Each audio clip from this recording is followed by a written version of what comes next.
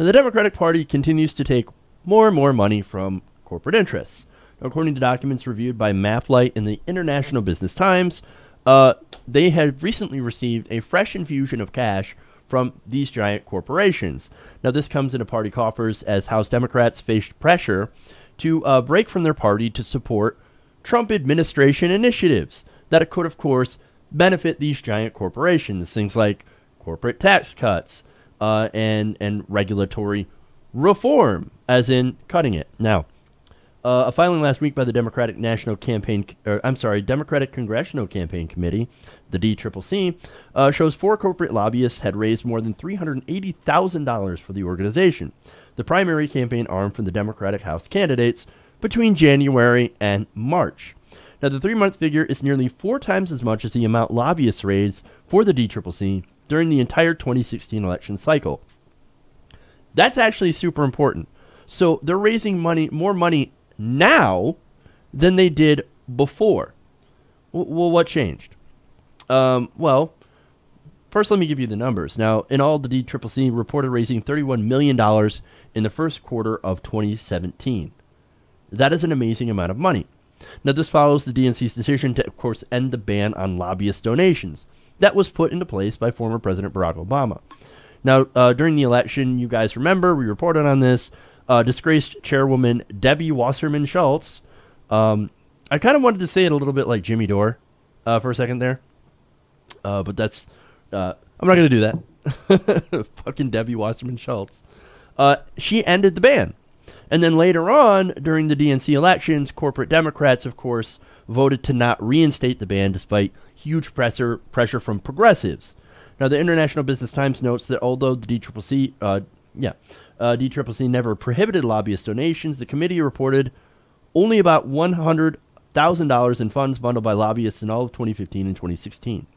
Now, so those 2 years, $100,000, and in the first quarter of 2017, $31 million.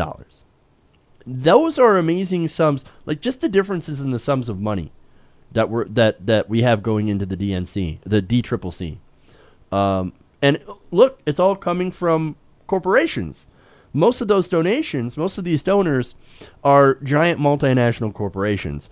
Now, the ones that are not giant multinational corporations are Clinton, former fundraisers for the Clinton campaign, who, of course, in their joint fundraising account with the DNC.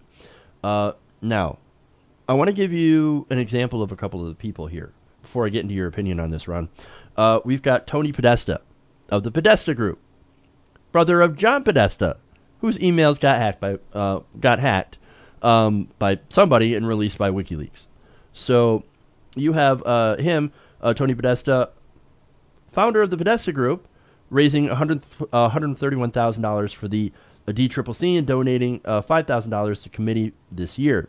His client list includes Walmart, Wells Fargo, as well as defense contractors, Lockheed Martin, and Bay Systems. Now, all good progressive groups. Oh, wonderful progressive groups. Now, Trump and House Republicans have promised to repeal Dodd-Frank. And, of course, House Democrats, their votes could be crucial in any effort to repeal the effort. So what does this have to do with Podesta's group? Podesta's firm has lobbied for Wells Fargo on financial services regulation. The Podesta Group also lobbied on Dodd-Frank for the BMO Financial Corporation and the Investment Company Institute, a trade association representing the mutual fund industry. So that's one piece of legislation where all this corporate money could go to influence corporate Democrats to get them to get rid of regulations. Look, and Dodd-Frank's already weak enough as it is. They're pretty much gunning to get rid of it completely, and they're going to need the Democrats' help to do it. And here comes that corporate money to the rescue. At a time where the Democrats need to be distancing themselves and cutting themselves off completely to corporate money. There's more. Now, Trump's also expected to seek House votes to lower corporate taxes. Federal records show that in 2016, Podesta lobbied for Credit Suisse Securities, Oracle, and Walmart on the issue of corporate tax reform. This is this one guy, right? One guy, one lobbying firm. And ironically, while Democrats are freaking out about Russia, right? Well, maybe they should look into, again, Tony Podesta, who was hired to lobby for Sberbank, a Russian-owned state bank. And, of course, he is also registered to lobby for at least 6 other foreign governments, including Saudi Arabia and Iraq.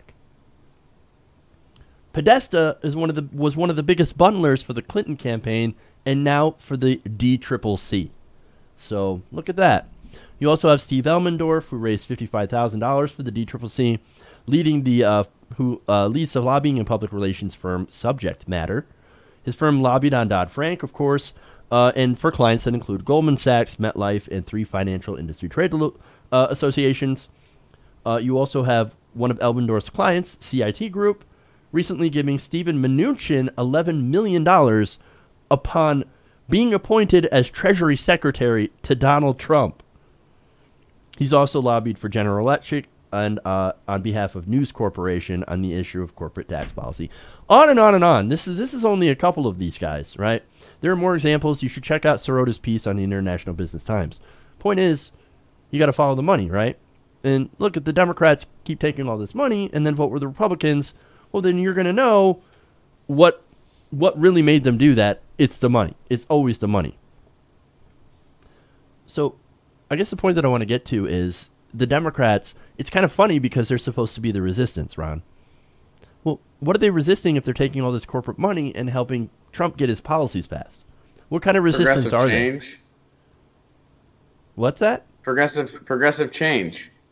Is that what that is? That's what they're resisting, yeah. That's exactly what the Democrats are resisting. That's right. Why it's the only way they should be calling themselves the resistance. What are they resisting? They're resisting actual progressive change. That's true. See, these Democrats, they haven't learned their lesson. They're still taking this corporate money, and they're still doing the very things that make them lose elections. But again, as we've discussed, it doesn't really matter to them. They're paid to lose. Either, like, if they win, they get money. If they lose, they still get the money. Maybe it's the money that's the problem. Maybe we need to get rid of that money, that incentive, as well as these Democrats who want to take it. I want to make a fun analogy here. So, I used to live in Nashville, Tennessee, and I've seen a lot of stuff when it comes to the music industry in that city. And one of the things I saw, there was this singer, and she came from a lot of privilege. So a company was set up for her. They hired a radio promotion team. They hired the top band that money could get, the top musicians in Nashville. They hired a crew. They hired a label. They funded their own record label. You get the idea. They had this ridiculous production. They sunk literally millions of dollars into this. But she never really practiced. She never bothered working on singing. She was just too busy shopping all day. The songs weren't that great. And what would they do? They would throw more money at it. Hey, we're not getting radio play. Let's pay the radio promotion team more. Let's hire a different one. Let's hire another person. And the radio promotion team would say, no, you're giving us, you can't buy a number. You have to have something people like. You have to have something here. There's nothing here to sell. So my point is, that's the Democratic Party. That's the logic they go by. Well, we need to raise more money. We didn't raise enough money. We need to convince these donors. And you can find the clips of the DNC Treasury folks and stuff like that talking about how we need to get big business to want to invest with Democrats. We need to convince them that Democrats have their interests in line. No, how about a platform that people can get behind? How about getting behind single-payer health care? How about getting behind free college? How about getting behind a living wage? How about getting behind a Green New Deal? How about getting behind actually being anti-war? Because the majority of the country doesn't favor the shit that we do, doesn't favor the military-industrial complex. The majority of the country doesn't want that. How about getting behind a platform that the majority of the people that live here want, instead of bending to your donors? It's the same concept. Well, instead of having good music, let's just throw more money to the radio. Well, instead of having a good platform, let's just throw more money. Let's try to get more money into this and throw more money at losing strategies, at shit ground games, and at bought candidates. Do you know? And that's what the Democratic Party is. Yeah, and do you know who they're listening more to than they are the people? They're listening to their damn consultants. The consultants are telling them, no. All you need is to be more pro-corporate. You need to be more pro-establishment. People love business. Look, people like small business. People do not like large business. There are polls out there that showed, like, yeah, of course, everybody likes small business, right? Or at least they like the idea of small business, right? They hate large corporations. They hate corruption. They hate it when the people that they elect, that they put into office to represent them, don't represent them and represent big corporations that are crushing them right now. They hate that. So why would you continue to do the same thing? Well, they're getting bad advice from all the consultants, from the consultant class, and at the same time, they're getting lots and lots of money to lose. And if they win, and they still get the money. If they lose, they get the money. So either way, they win. And then, of course, when they're out of office, oh, look, here comes this fancy lobbying job. Let's just go right through that revolving door and get paid. It's about the money. You got to follow the money. This is why we got to get rid of the money. And this is why we got to find real Democrats, real progressives, who are not going to take the money. It's not about taking over the party. It's bringing it back to what it used to be. The corporate Democrats and the centrists and the Hillary Clinton Democrats, they're not real Democrats. No. And you keep pointing this out to me, Ron, and it's sunk in. You're right. We are not the insurgency. They were the insurgency, and they won.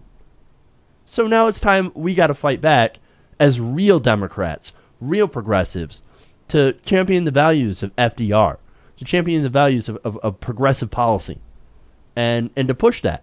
Because that's what the majority of Americans want. They don't want this faux-aggressive crap. They don't want this right-wing corporatist crap. What they want is progressive policy. And we need a party that actually gives it to them, that actually fights for it. And we're not doing that with these fake Clinton corporate Democrats. They need to be gone. Got to get rid of them. And we've got to get that influence of money out of our political system. Yeah. Forever going to win. Yeah, when the Democrats were the party of FDR, they won. They won and they won and they won. They won bigly, all right. They won real bigly. Then something changed. Their heads were spinning. They were winning so much. Oh yeah. And then they won so much. They were so sick and tired of winning.